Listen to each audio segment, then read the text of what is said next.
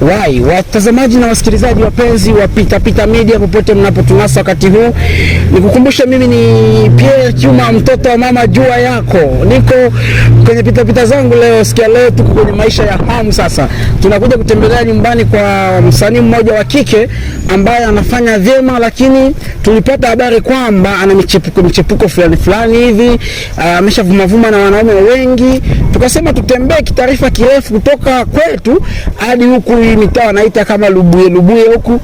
Tukakuja kuangalia huyu mwanamke ambaye anamtapa kalimu mzima, ana michepuko, yani ni msanii lakini hatulii, ana vingi vya kufanya. Kwa hiyo tunaenda nyumbani kwao ili tukamuone, cameraman tukende pamoja tukamuone huyo msanii. Asante.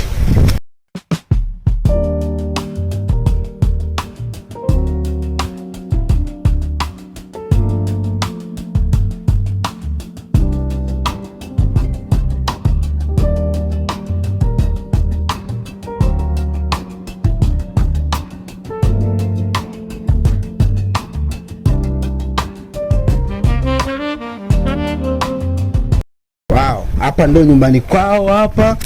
Hii yote umeiona hapa ndio kwabo. Tulikuwa nasema tumuone, ni mwanamke mwasha kuvuma hivi.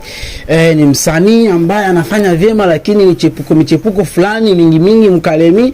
Tukasema no, ifo peke atuambie kwa nini anakuwa na michepuko mingi, kwa nini atulii, kwa nini anavuma, ni kipi kinasababisha avume. Huyu hapa bahati nzuri tunamkuta. Hata asipotubashia kitu tutamsalimu kwanza. Jambo. Habari. Tuna mengi ya kukuuliza na mengi ya kukuambia. Tupashie kwa kiti tukae. Nikwambie kwamba msikilizaji, huyu ndio ambaye tulikuwa tunamtafuta, ambaye tulikuwa naye lazima tunasubiri atupe kiti tukae, tumuombe mawili matatu, tumchane makavu, atumuogopi kwa lolote wala kwa chochote, kwa sababu ni msanii anayecheza filamu na ni kwenye video, lakini kutulia hataki, ana wanaume wengi. Tumesikia habari hiyo, tunasubiri kiti hapa. Ngoja tu nikae, hata sio kwetu, mimi nakaa hapa, mimi namsubiri atoe kiti. Ngoja nimfungue na mlango nimsaidie atoe kiti, tukae naye hapa, tupige mawili matatu. Kaa hapo tuzungumze mawili matatu. Ya. Mambo? Poa, karibu. Asante. Unakaza? Ya, nakaza. Wewe ndio Caroline? Ndio. Ya, Caroline sijui tunafika hapa si ndio kwenu? Ndio kwetu. Ndio kwenu. Wewe ni msanii wa gundi fulani hivi, wauni fulani. Gundi gani?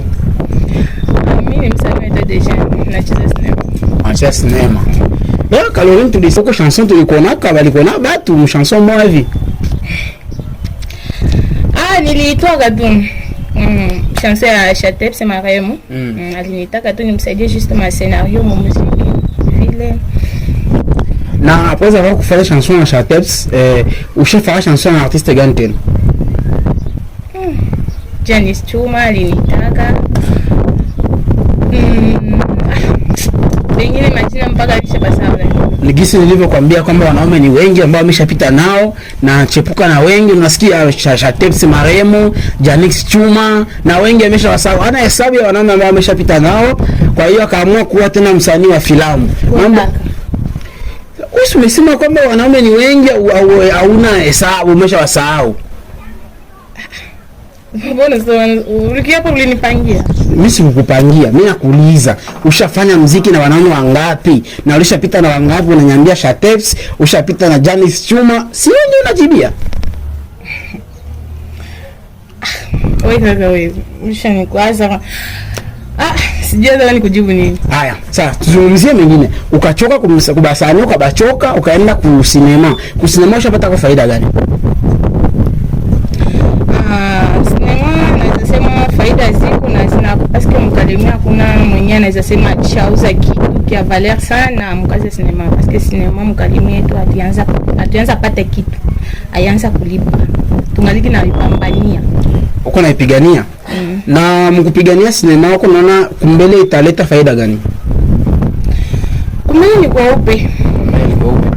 Na tukiangalia, unaweza kutuambia maisha yako ya sanaa ulianzia mwaka gani mpaka unafikia hapa? Ni difficulty ngapi ushakutana nayo msanii?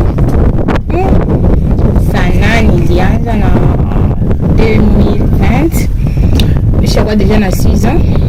kama sikosei deja na 6 ans na difficulté ni pata za trop kwa batu walisema ni bumalaya na kwa ndumba vile kila mtu aliinterprete selon gisi yeye anachukulia kile kitu, lakini mwamie kwanza sinema inakuwa sema mtu anaingia msananjo anakuwa deja anakuwa ndumba. Hapana, ni kitu paske msanii ni mwalimu,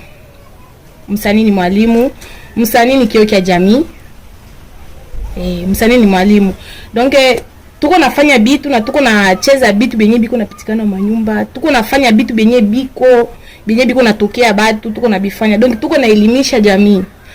Sasa ile jamii tena ndio inakuwa natuberusheke tuko nafabu malaya msinema. Hapana. Na bakisema kama mnafanya malaya msinema, wewe kama artiste cinéaste, wewe kama msanii unakuwa jisentir je mkere yako na moyo wako? Inakwaza lakini hauna gisi na ndio kazi yako. Inakwaza kabisa, unasikia hivyo wewe inakuguma, unakwazika. Hauna gisi, hauna cha kufanya na ndio kazi yako ushichukulia, lakini wewe mwenyewe ndani, wewe mwenyewe sasa unajijua sasa mimi sina malaya.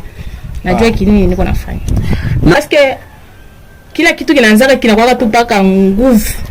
Unaanza sasa kitu utapata matake za trop. Unaona kama wewe sasa hauna cœur dur, unaweza yachi au unakimbia. Unaona? Mais kama unajiaminia na unajua kinini uko nafanya, uwezi acha. Donc ile kote kwa mimi naweza sema badada ba mingi wananiingiza msana ipo anatoka. Donc ni ile kitu ya kutokujiaminia na beba sana maneno ya batu. Au batu au tatisha batu kusema.